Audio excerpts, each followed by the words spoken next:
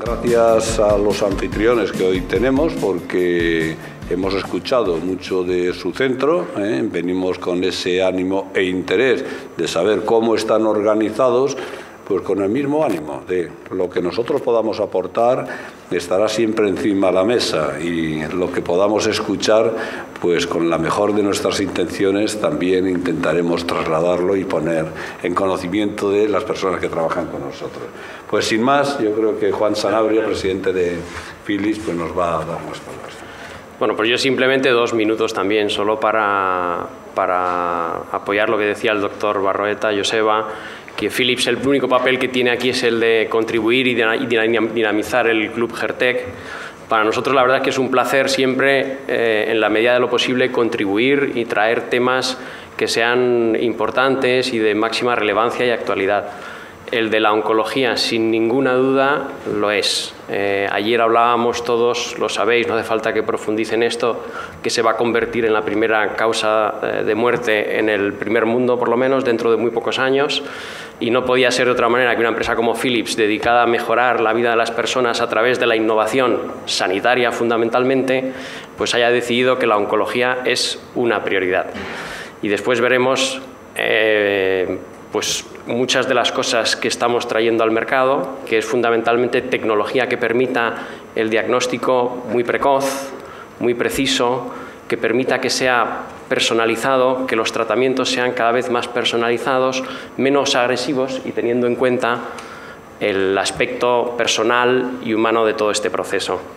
También muy importante, tecnología que sea capaz de facilitar la implementación de modelos organizativos y de colaboración multidisciplinar. Yo creo que ayer se vieron algunos ejemplos de en qué estamos invirtiendo y apostando como próxima innovación.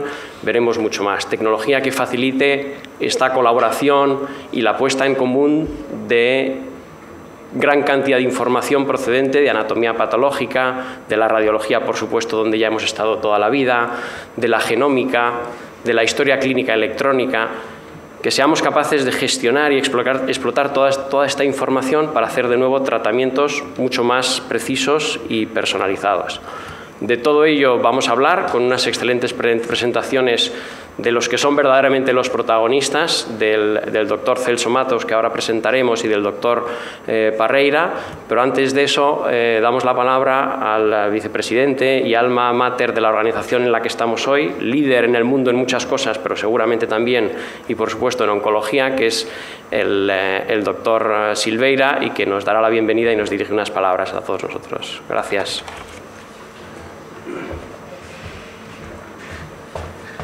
Bom dia a todos, é prazer tê-los aqui conosco durante estes 2 dias.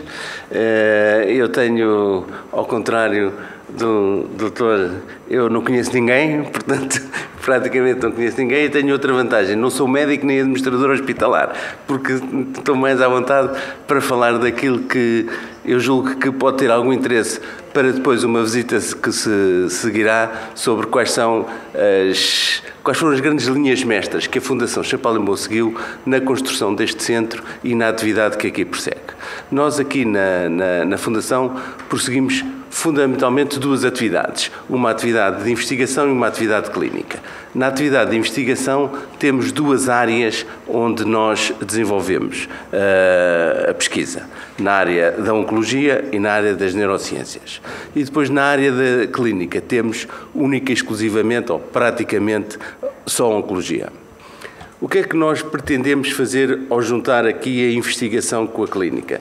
Pretendemos que o ambiente que se vive, quer na investigação, quer na clínica, seja o mais próximo possível e o mais interativo possível. E, portanto, todo este centro foi construído em função de quer a investigação, quer a clínica, pudessem ter pontos de proximidade e se pudessem ir encontrando ao longo do edifício para que pudesse haver uma melhor interação e uma melhor produtividade entre a área clínica e a área da investigação, no sentido de promover a melhoria da qualidade clínica daquilo que aqui fazemos. Tivemos uma preocupação muito grande relativamente ao edifício, não só em relação à questão funcional do edifício, mas também à questão da beleza do edifício. O arquiteto que desenhou todo este edifício era um arquiteto indiano, muito famoso, e que tinha uma expressão que beauty is therapy, ou seja, também a questão do ambiente, da beleza do ambiente, do bem-estar que um ambiente pode provocar a um doente, e isso pode ter muita influência no próprio desenvolvimento da recuperação das pessoas relativamente à enfermidade que em determinado momento têm. Nesse ponto de vista, eu chamava aqui particularmente a atenção para que, durante a visita, há 2 ou 3 pontos que são emblemáticos daquilo que estamos a falar. Um deles é o Hospital Dia, onde fazemos os tratamentos de quimioterapia, que são indiscutivelmente os mais pesados de todos os tratamentos que aqui se realizam. Depois, os quartos do setor sul, não sei se há vagas, mas eu julgo que sim, e em que também tentamos, não só com a localização dos quartos, mas como com a tecnologia que desenvolvemos nos próprios quartos, ter uma sensação de bem-estar e de preocupação com o bem-estar do doente, que também não é frequente. E depois, os cuidados intensivos. A zona de cuidados intensivos, que para nós era uma questão crucial, em que os doentes que estão nos cuidados intensivos tivessem uma possibilidade de sair de uma das coisas que muitas vezes é normal nos cuidados intensivos, de serem áreas sem luz, sem pouca luz natural, etc., para um ambiente em que eles pudessem estar em permanente contacto com a natureza, com o jardim, com o Rio Tejo, e, portanto, terem ali uma situação que lhes pudesse, de alguma forma, minimizar o peso da situação em que se encontram. Portanto, basicamente, o que queria era dar-lhes as boas-vindas, dizer-lhes que é um grande prazer tê-los aqui, que esperamos que isto possa ser o princípio de relações futuras que tenhamos. Temos já uma relação bastante intensa com a Philips e, aliás, com a Philips desenvolvemos algumas questões tecnológicas que eu também chamava a atenção que pudesse eventualmente ver, nomeadamente relativamente ao Hospital do Futuro, num protocolo que celebramos com a Philips em 2015, ou 2014 ou 2015, e que teve como consequência a produção de um protótipo para assistência em casa, que é um protótipo muito interessante e que permite, por exemplo, reduzir aqui as estadias médias dos doentes cirúrgicos quase em 50% do tempo. Portanto, nós mesmo aqui em cirurgias pesadas hoje temos a possibilidade de fazer reduções do tempo médio de internamento bastante significativas, o que para um hospital como é o nosso, com 26 quartos, isso é bastante importante. Ainda que haja aqui uma contradição nos termos entre a ida para casa com este robô e a tendência dos doentes quererem ficar aqui no hospital com os quartos que têm. Mas, enfim, é uma coisa que tentamos solucionar. Mas, portanto, basicamente era isto. Desejar-lhes a todos que tenham aqui uma boa estadia, que este seminário seja bastante produtivo e contem sempre com esta casa que está aberta para todos. Obrigado.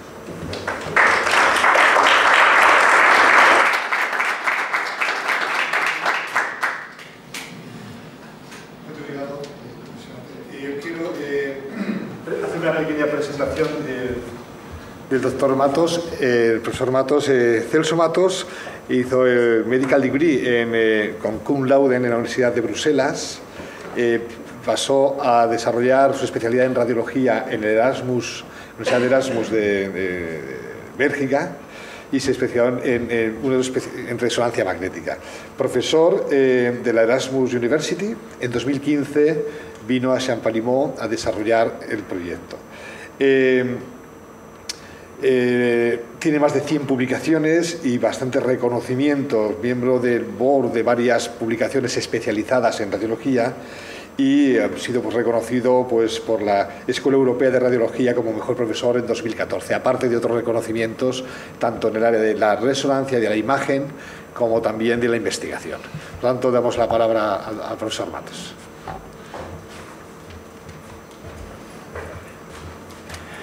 Bom dia a todos, muito obrigado, Inácio. Eu tenho um background, como se diz, de medicina interna e de radiologia. Vivi 44 anos na Bélgica e decidi transferir-me para Portugal em 2015 para trabalhar nesta instituição, na qual decidi apostar porque tem um modelo talvez único, certamente em Portugal e mesmo inclusive na Europa. Eu não vos vou falar de radiologia hoje. O que me pediram foi de falar de investigação translacional, mesmo se eu ainda não percebi muito bem o que quer dizer investigação translacional.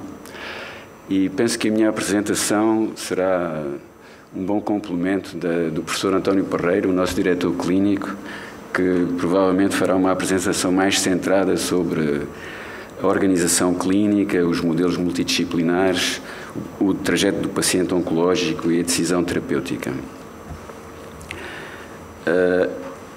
Para começar, queria-vos apresentar a arquitetura da investigação na Fundação Champalimaud. Eu não sei se há um ponteiro, eu posso apontar aqui. Temos uma galáxia que é construída por uma série de laboratórios. Aqui estão representados 19 laboratórios, cada um com o seu investigador principal que dirige uma equipa e que tem um plano de investigação que é comum às neurociências e que é um pouco mais heterogéneo na parte não ligada às neurociências. A direção da investigação é constituída por 2 cientistas, pelo diretor clínico, e como veem ali, eu devia estar um pouco uma bolinha vermelha e verde, porque estou na interface do mundo clínico e do mundo da investigação. O que é importante também sublinhar é que todos estes laboratórios são extremamente interativos e estão ligados a uma série de unidades de suporte que estão ali descritas. Portanto, temos um suporte por plataformas tecnológicas e científicas, com um vivário, por exemplo, que é provavelmente um dos maiores e mais bem organizados, seguramente, na Europa, plataformas de histopatologia, de biologia molecular, uma plataforma que utiliza larvas ou peixe-zebra para estudos de biologia celular e molecular, etc. E temos uma área de suporte que, enfim, tem um despacho, como se diz em espanhol. Eu tenho alguma dificuldade em falar muitas línguas ao mesmo tempo que a minha que dá um suporte imenso para a obtenção de grants, de fundos para investigação. Organizam-se uma série de cursos e de educação para a ciência, provavelmente não todos os dias, mas certamente vários por semana. E temos um escritório de comunicação científica que tem uma grande atividade e que é muito importante para a divulgação de tudo o que se faz dentro da Fundação Champalimaud e que deve ser transmitido para o exterior.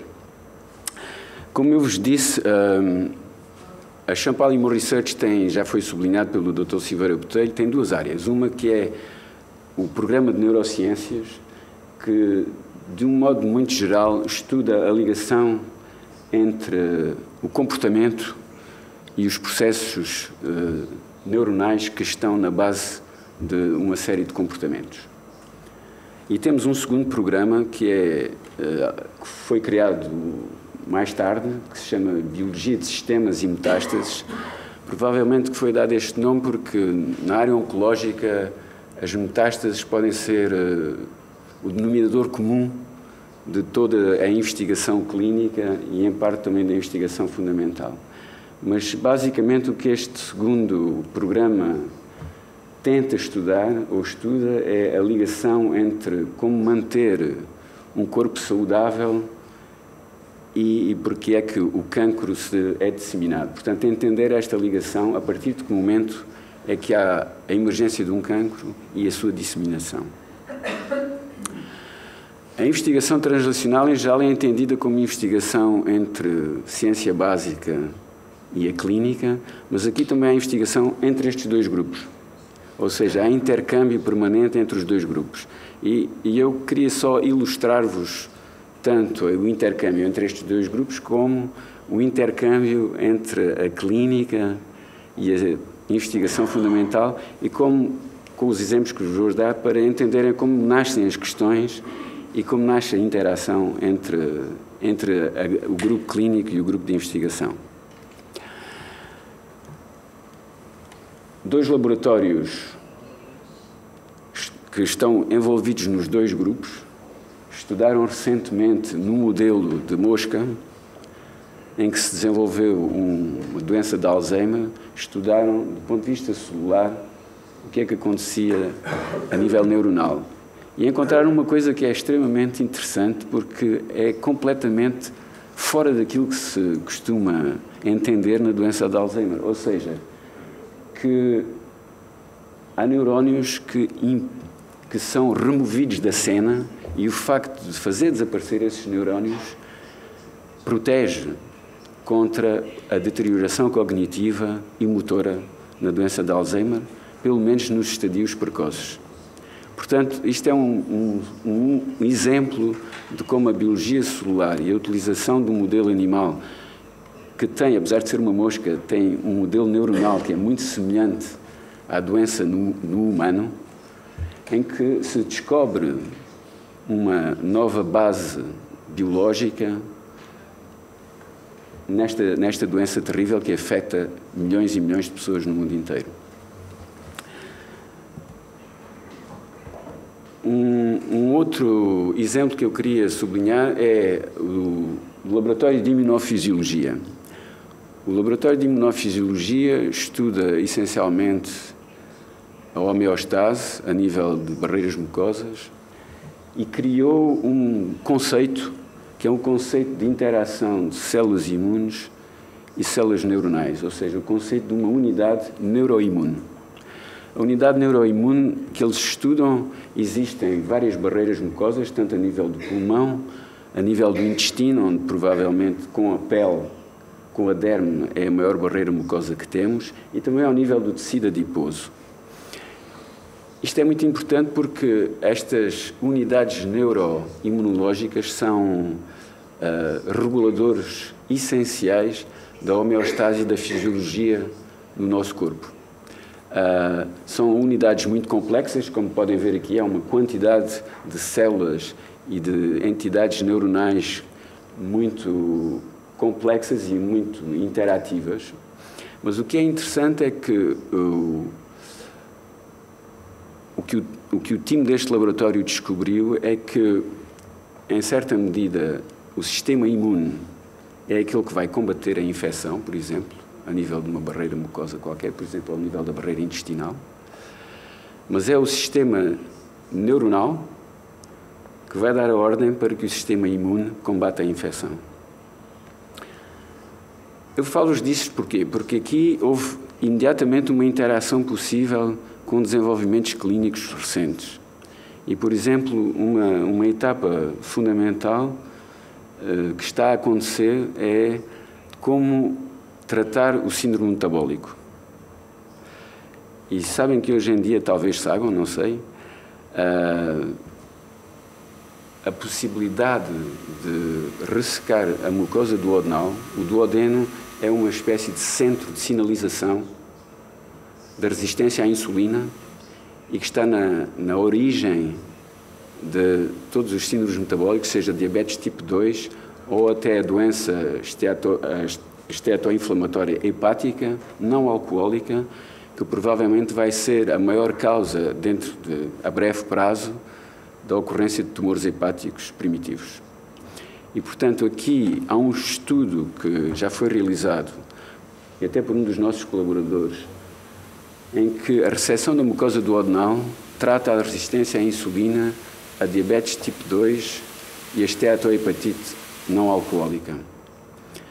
Isto é muito interessante, mas o que é interessante é que isto é uma observação puramente empírica, que partiu da cirurgia bariátrica.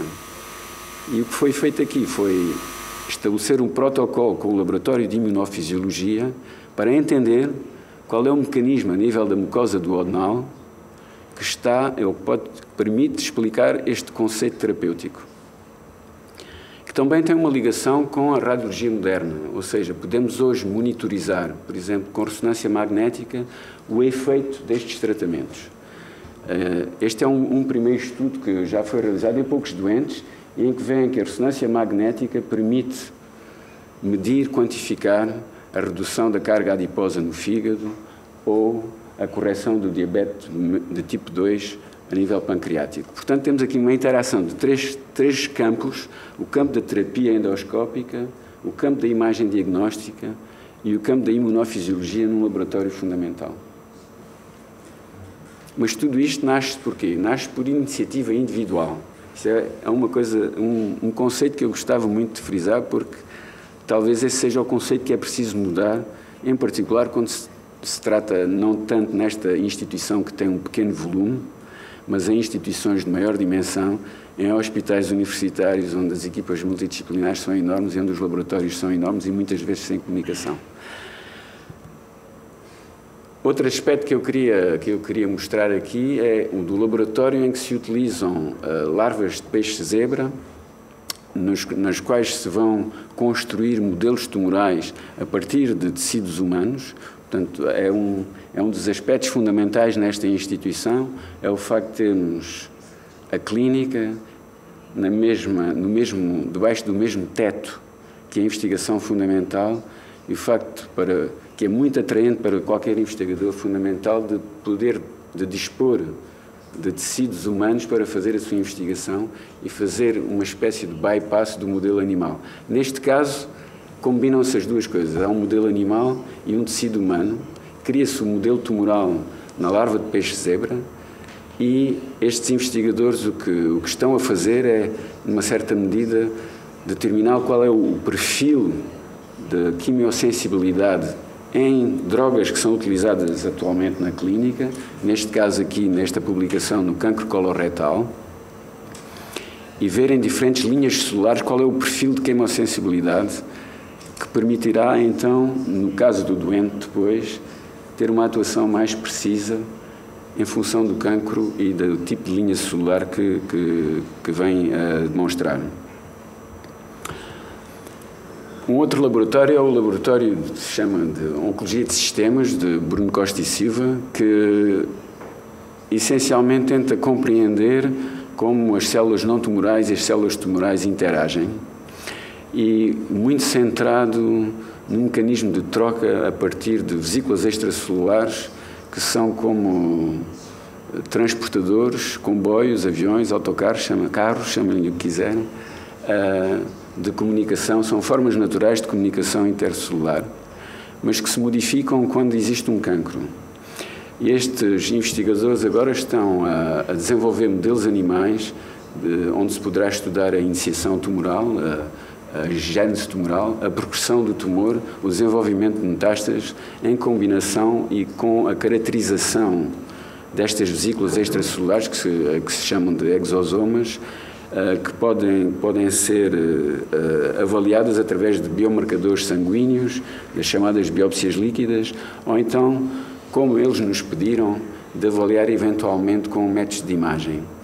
Porquê? Porque um estudo que publicaram já há alguns anos mostrou que, a partir do cancro do pâncreas, estas vesículas exosomas vão induzir a nível hepático um ambiente pró-inflamatório, e é nesse ambiente pró-inflamatório que vão crescer metástases hepáticas. Portanto, neste caso específico, o investigador o que nos pede é: será que vocês têm métodos de imagem que permitam, antes de a metástase aparecer, detectar uma zona do fígado onde vai acontecer uma metástase? E é isso são estudos que já foram iniciados há 2, 3 anos atrás, em centros essencialmente europeus e alemães, com uma técnica de ressonância magnética, de TAC, em que se estuda especificamente áreas de perfusão hepática alterada, e mostro-vos aqui só um exemplo que é relativamente fácil de entender, onde estão aquelas flechas. É uma área de perfusão hepática alterada no doente com câncer de mama, e veem que meses mais tarde é nessa área alterada que vai acontecer uma metástase hepática. Portanto, temos aqui um modelo, de novo, que mistura investigação fundamental com, neste caso, imagem clínica. E como beneficiamos da TAC espectral nesta instituição, estamos então a tentar construir um modelo quantitativo que seja independente até do observador, em que nos permita extrair parâmetros de predição de desenvolvimento de metástases hepáticas nestas condições. E talvez a investigação que ele chamaria de mais translacional é uma que acaba de ser aceita para publicação na Cancer Research, partiu de novo da iniciativa de uma colega do serviço, Inês Santiago, que é uma médica extremamente, não só competente, mas extremamente tenaz, que é preciso tenacidade para levar a bom porto uma investigação e também ter ideias para conceber questões que são importantes para a clínica. E, portanto, a questão aqui que foi estudada é do mapeamento de gânglios linfáticos no cancro do reto.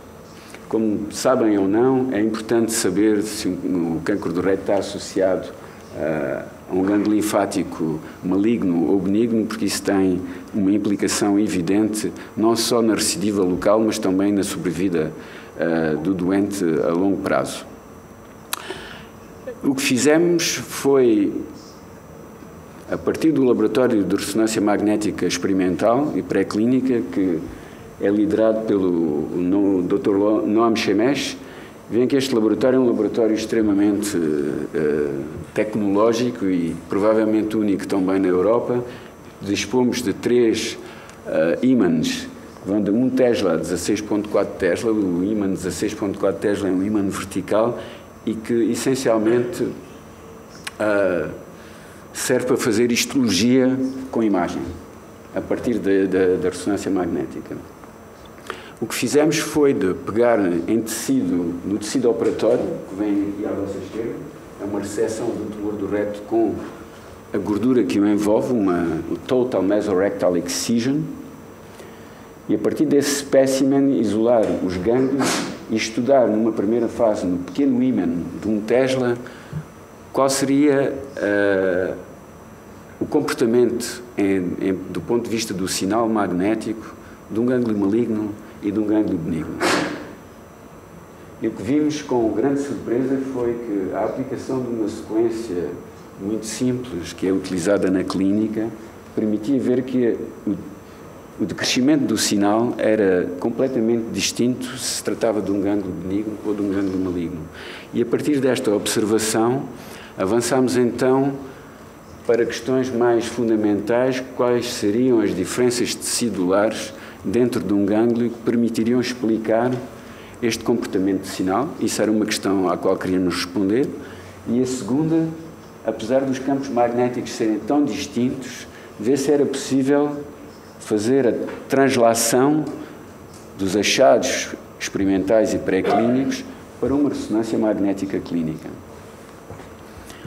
E não vou incomodá-los com todos os aspectos, detalhes disto, mas veem que, até do ponto de vista fotográfico, portanto, houve um estudo que foi muito rigoroso com a anatomia patológica, em que a microestrutura celular e a arquitetura celular dos gânglios foram correlacionadas diretamente com os estudos de anatomia patológica.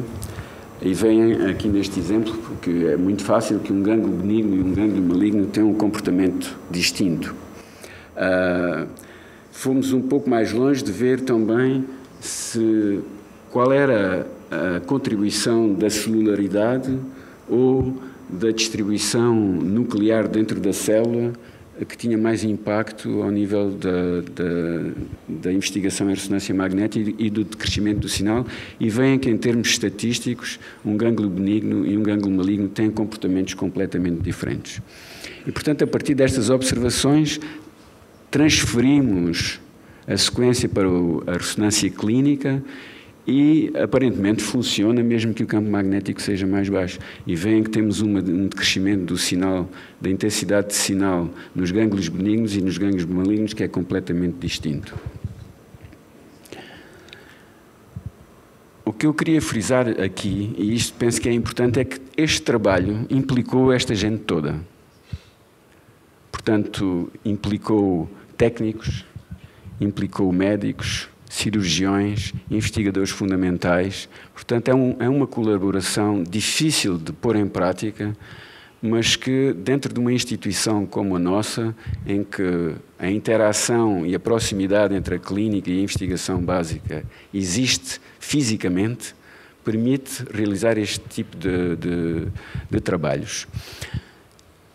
Posto isto, a questão fundamental que me veio à mente para esta apresentação foi como é que numa instituição, qualquer que ela seja, se pode estimular a investigação clínica. Há vários elementos que são necessários para a investigação clínica, e quando digo investigação clínica, não é investigação clínica farmacológica ou sponsorizada, é investigação clínica para entender conceitos e responder a questões básicas de investigação fundamental. Penso que é preciso espaço, temos espaço, são precisos recursos humanos, como demonstra este trabalho. Temos alguns recursos humanos, nem sempre em todas as áreas temos os recursos humanos necessários. E depois é preciso, seguramente, investir e ter fundos para realizar a investigação. E, portanto, um conceito que foi introduzido até pelas neurociências há anos e que agora foi encaminhado para a área clínica é o conceito de promover a investigação através de fundos internos, mas com uma seleção de projetos que seja rigorosa, com comitês de seleção, para tentar diminuir o voluntariado na investigação. Ou seja, há um indivíduo que quer fazer investigação, mas a arquitetura dessa investigação não está bem organizada para que o caminho seja fácil. E, portanto, o que foi proposto foi um programa que chamamos Kickstarter, que tem uma metodologia de financiamento interno para promover investigação inovadora e colaborativa em projetos em que os investigadores clínicos e os laboratórios de ciência básica interagem em permanência. E, em todo caso, para mim, para o meu espanto pessoal, porque em geral há sempre uma nota algo negativa em relação à clínica, 19 projetos apresentaram-se como candidatos, a seleção escolheu 11, que tem aqui a lista, não interessa, mas em todos estes projetos que foram selecionados há um intercâmbio, não só de várias áreas clínicas, mas das diferentes áreas clínicas com os laboratórios fundamentais. E, portanto, isto é um processo, até é uma iniciação à investigação através de um financiamento interno e de uma metodologia que foi construída aqui.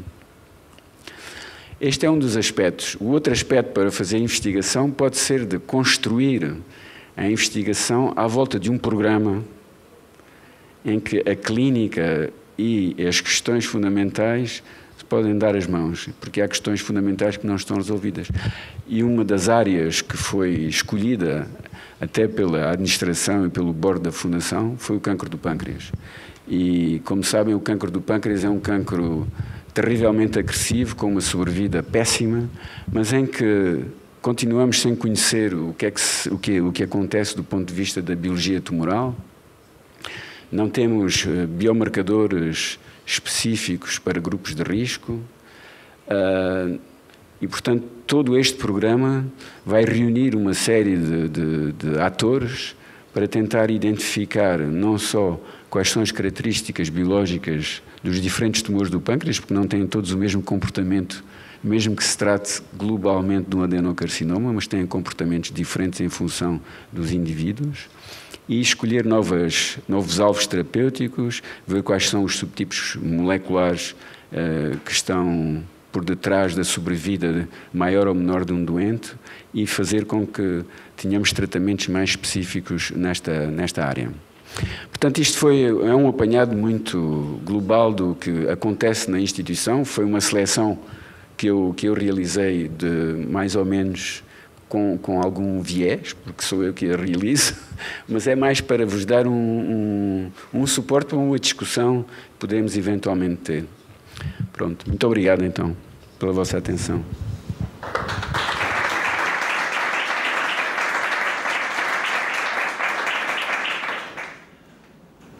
Creo que se presenta una discusión más...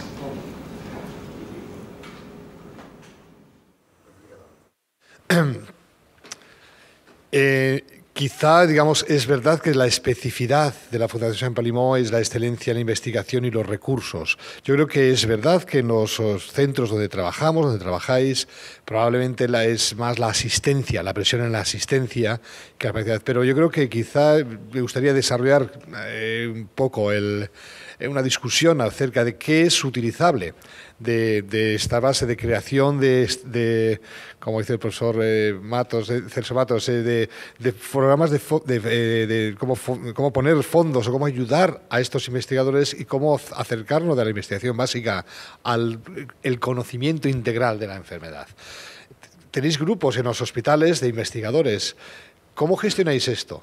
¿Cómo gestionamos esto cuando es el investigador el que se relaciona con el financiador que probablemente está fuera? ¿Cuál es vuestro papel como gestores en los hospitales para alinear en las áreas de interés estratégicas que os parecen? No sé si en esto podemos crear una discusión o un aprendizaje y para compartir aquí. O si os parece, tenemos como 15 minutos para que nos pongan un café y yo creo que si queréis... Sí, sería interesante el saber cómo se financia precisamente en la Fundación toda esta investigación y cuál es el perfil, diríamos, también desde el punto de vista clínico de los pacientes que vienen aquí. Sim, a Fundação tem uma estrutura jurídica muito peculiar, especial, porque não paga imposto, por exemplo, que é mais que interessante em relação a hospitais públicos ou até hospitais privados em que essa situação não existe. Independentemente dos fundos internos que a Fundação tem e genera, porque tem uma atividade clínica, a maior parte da investigação fundamental é financiada através de grant. E, por exemplo, em 2018 foram obtidos através de prémios e grandes internacionais, essencialmente, não tanto nacionais, aproximadamente 20 milhões de euros de financiamento para a investigação fundamental. Portanto, mas isso existe porque a qualidade dos laboratórios é muito boa e a qualidade dos investigadores que foram selecionados para vir para a instituição também. Portanto, eu diria que há duas culturas que são sempre difíceis de misturar. Por um lado, a cultura clínica e a cultura da investigação.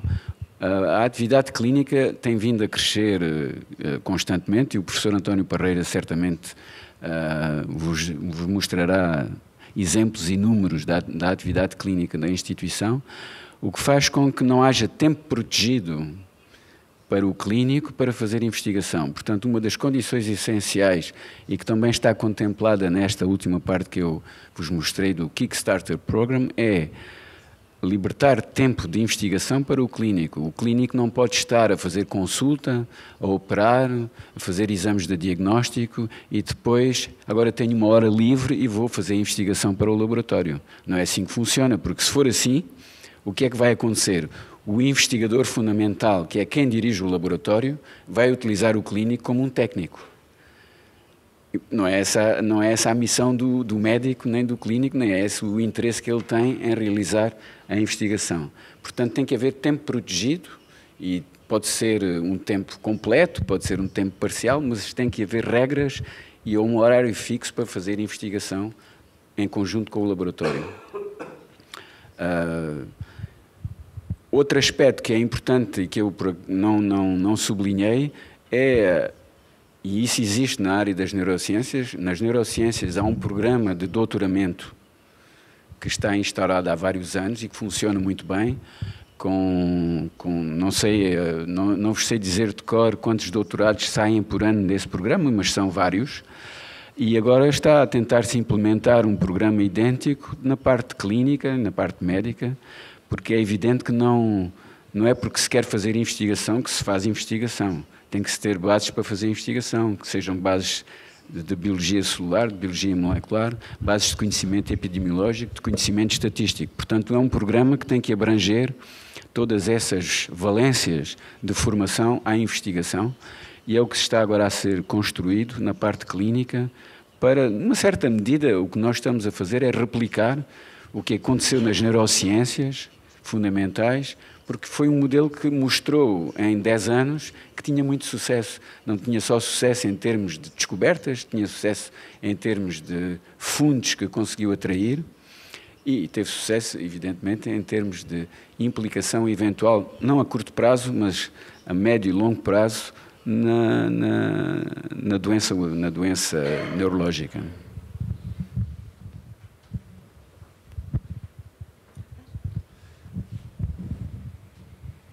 Sí, buenos días.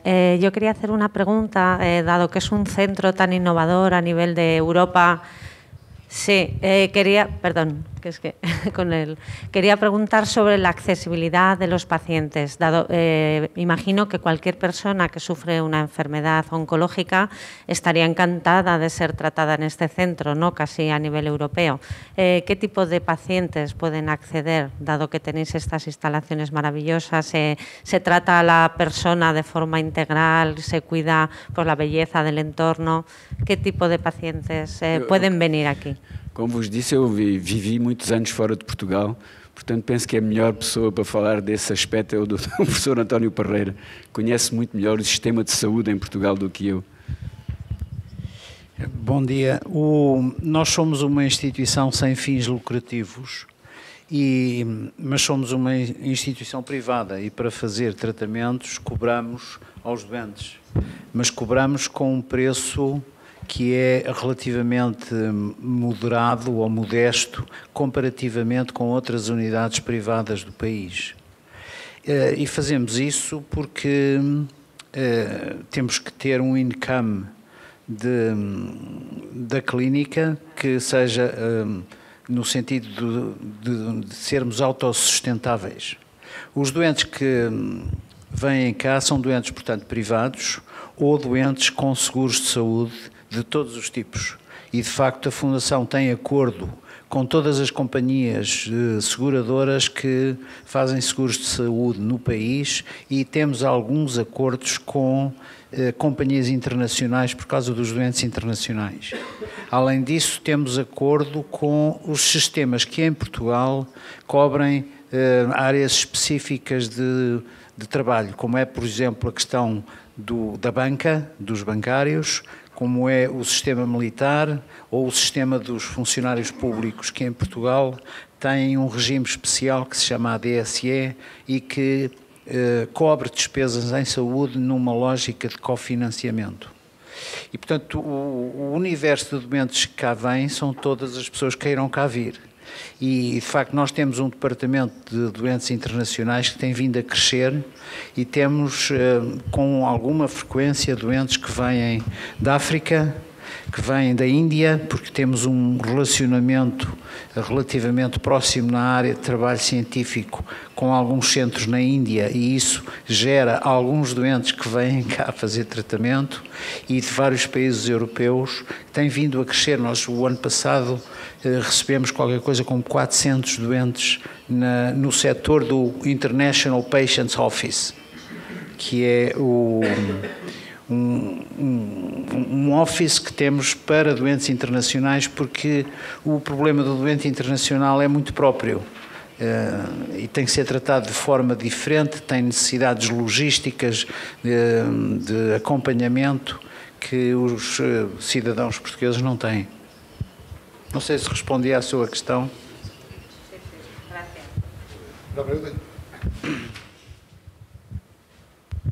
Hola, buenos días. Uno de los aspectos importantes de la investigación es el número de pacientes, ¿no?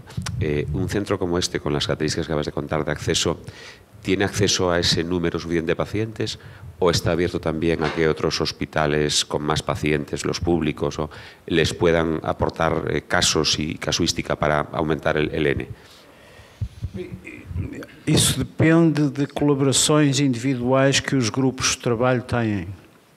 Nós temos interesse em ter investigação clínica no campo dos ensaios e temos muitos ensaios em curso. Os números que eu recolhi do fim do ano passado dizem que nós temos neste momento 1.350 doentes em ensaios. Muitos dos nossos ensaios são em cancro de mama, porque é a maior população de doentes.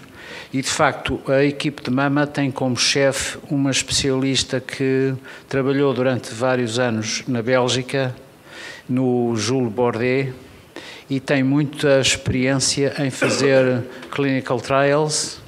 E, portanto, muitos dos trials que nós fazemos aqui são de tipo de colaboração com outros centros, porque são multicenter trials e, portanto, recolhemos doentes que nos são referidos para ensaios, às vezes enviados de outros hospitais locais de menor dimensão, porque isso dá a oportunidade ao doente de entrar num ensaio que de outra maneira não lhe daria a oportunidade de ter esse tratamento. E é assim que nós vamos recrutando doentes nas várias áreas.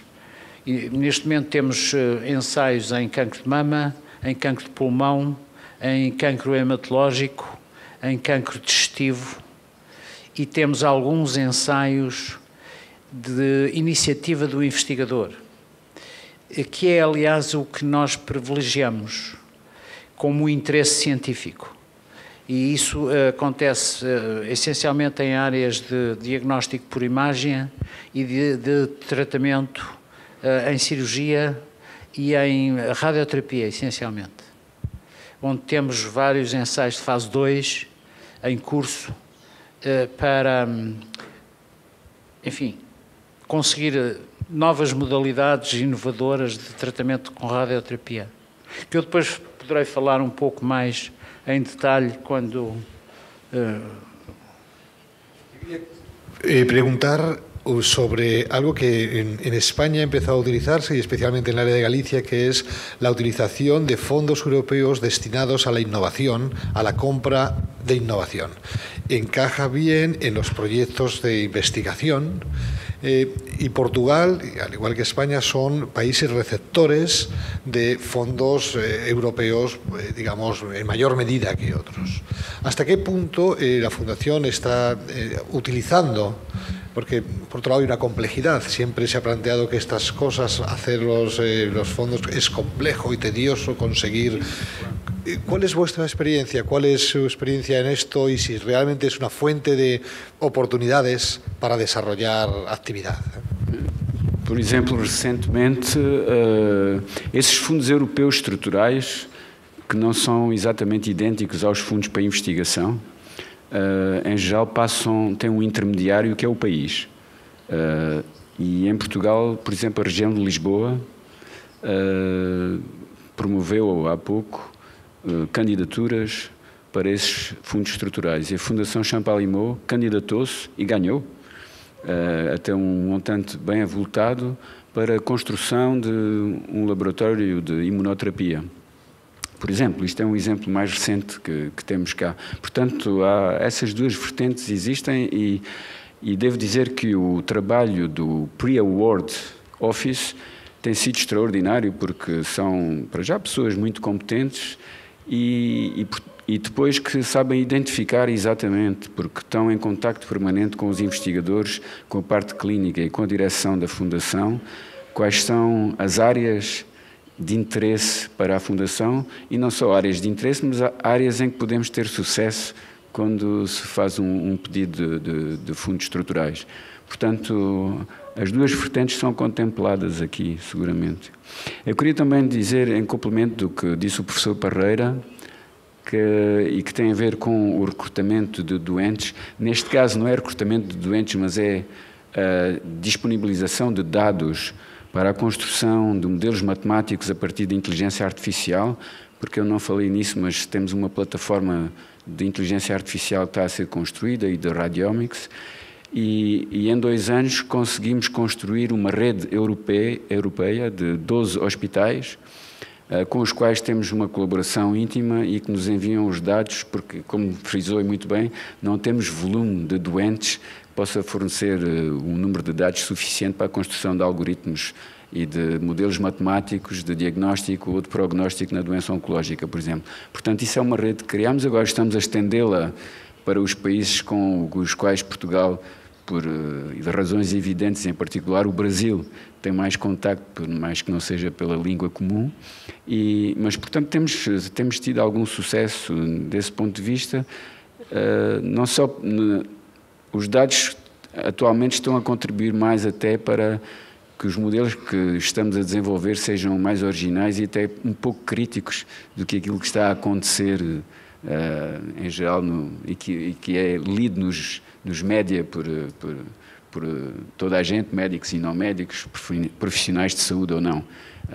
Se eu lhe disser, por exemplo, recentemente há uma publicação que analisou 500 e poucos algoritmos extraídos da inteligência artificial e que só 5% é que têm validade e algum rigor para a aplicação clínica, portanto, ver qual é a dimensão do problema e o desafio que temos pela frente, e foi nesse sentido que foi construída também esta plataforma dentro da Fundação Champalimau, que também existe na parte de investigação.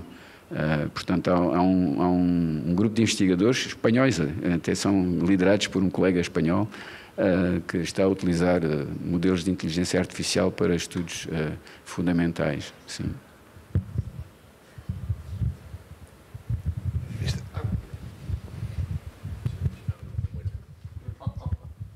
Sí, que hay, buenos días, muchas gracias. Vamos a ver, como te decía Joseba, en el grupo Hertz pues somos una serie de directivos sanitarios que un día nos juntamos con una serie de inquietudes, ¿no? Donde en un momento determinado nos une o entendemos que con no estorbar ya hacemos mucho en los hospitales, ¿no? Cuanto ni más si facilitamos, si posibilitamos, si unimos conocimientos, si canalizamos innovaciones. Pero todo eso, y sobre todo en el marco español, yo no sé si aquí, además aquí si es privado todavía menos, por lo menos nos estamos encontrando que el marco jurídico y el marco legislativo y el marco, porque casi toda la investigación en España es en el sector público, no ha seguido la misma dinámica ni la misma velocidad que está siguiendo la investigación. Toda la nueva investigación en terapias y todo lo nuevo que está llegando lleva un camino que es muy difícil meterlo dentro de lo que es la estructura del sector público a través de compras, procedimientos, actuaciones y demás, ¿no?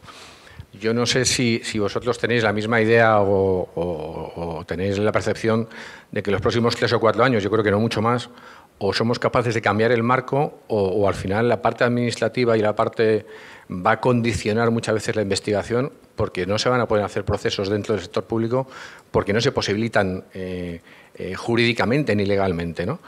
Y abordamos este problema que yo entiendo que se está produciendo cada vez más, o si no va a ser muy complicado porque la investigación va a seguir funcionando seguro en los centros, pero cada vez va a estar menos regulada porque va a ser imposible que se regule con los marcos que tenemos ahora, ¿no?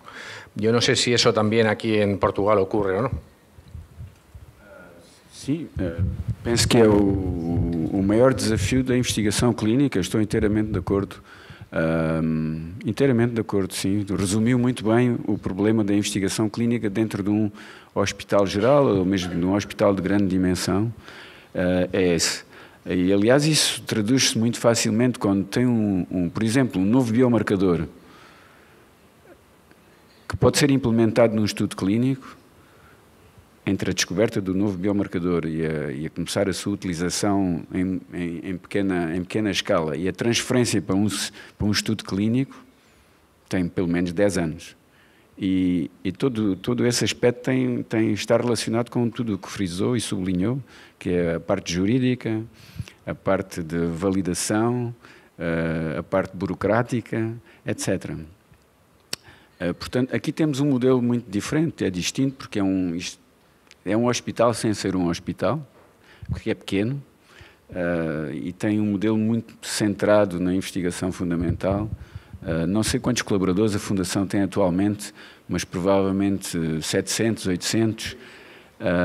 Na investigação temos mais de 300 investigadores atualmente. Portanto, essa proporção dá-lhe uma ideia do que se estiver num hospital geral com 3.000 pessoas, se tiver 1.000 investigadores, é uma coisa que não existe. Portanto, este modelo não é provavelmente replicável em toda a parte. A Fundação funciona, em meu entender, como um centro de descobertas que podem eventualmente vir a ser replicadas individualmente em cenários muito específicos dentro do panorama hospitalar mais clássico. Na Bélgica, o que fizemos, por exemplo, na área de investigação, tem a ver também com a parte da financiação.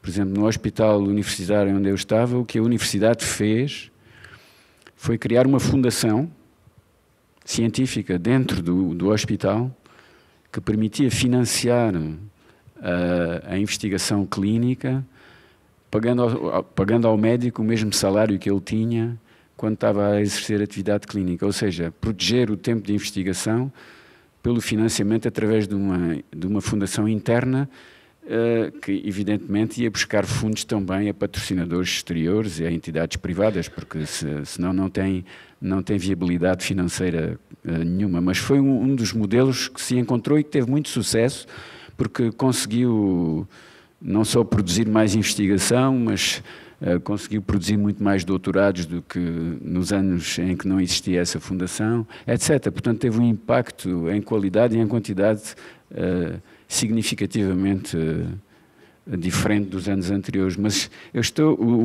aquilo que disse é o problema essencial hoje em dia para a investigação clínica, sim.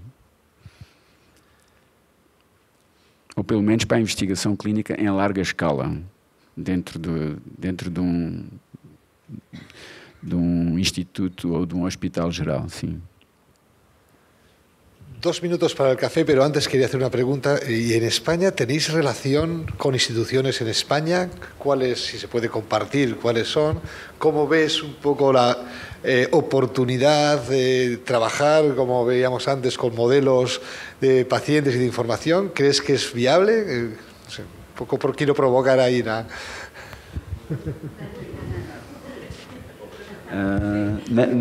só posso falar na minha área. Na área de imagem temos com Valência, com o Hospital Universitário de Valência e com plataformas associadas ao hospital, em particular na área de inteligência artificial, trabalhamos em conjunto, sim. E há, por exemplo, a Caixa, também dispõe fundos para investigação e os nossos investigadores têm aplicado para a Caixa e têm tido muito sucesso. São bem financiados também, sim. Não sei se o professor Pereira tem outros exemplos em mente de colaborações com entidades específicas em Espanha. Nós temos várias, mas é uma colaboração que é muito de pessoa a pessoa, ou de grupo de trabalho, ou de grupo de interesse a grupo de interesse. Por exemplo, estou-me a lembrar que nós temos na área dos linfomas e principalmente do mieloma, neste momento, trabalho de colaboração com pessoas de Pamplona e de Salamanca, por causa do grupo do professor Jesus San Miguel, que é uma das referências mundiais em mieloma múltiplo e com quem nós temos alguns trabalhos de colaboração, na área dos linfomas também. Temos, por exemplo, o nosso grupo de cancro do pulmão tem uma grande colaboração já há vários anos com um grupo de Barcelona, que é do professor Rosel, que é uma das sumidades de cancro do pulmão, que tem muito trabalho científico feito e há várias áreas de trabalho desse tipo. e haverá outras certamente, porque na patologia temos também a colaboração, no cancro de mama também, porque a Fátima Cardoso coordena ou faz parte pelo menos de 3 networks europeias em cancro de mama, e uma delas tem como centros participantes vários centros em Espanha. Não sei exatamente em que locais, mas são vários centros, não é só um. Bueno, pues muito obrigado. Yo querría comentar...